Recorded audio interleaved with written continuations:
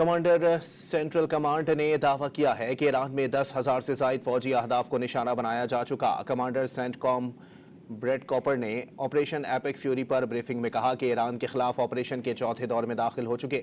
Operation के दौरान तमाम फौजी अहदाफ हासिल कर रहे हैं।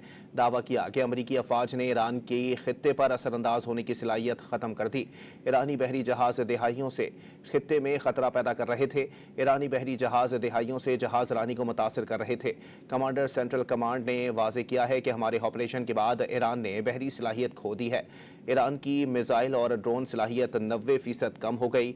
ईरान की अमेरिका और खित्ते में हमले की सलाहियत बहुत महदूद हो गई।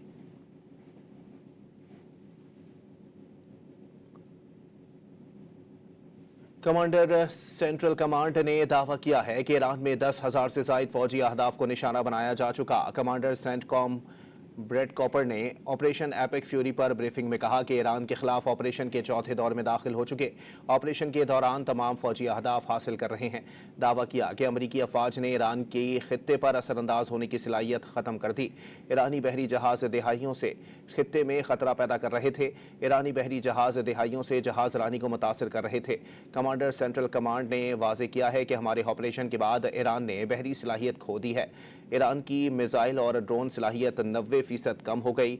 ईरान की अमेरिका और खित्ते में हमले की सलाहियत बहुत महदूद हो गई।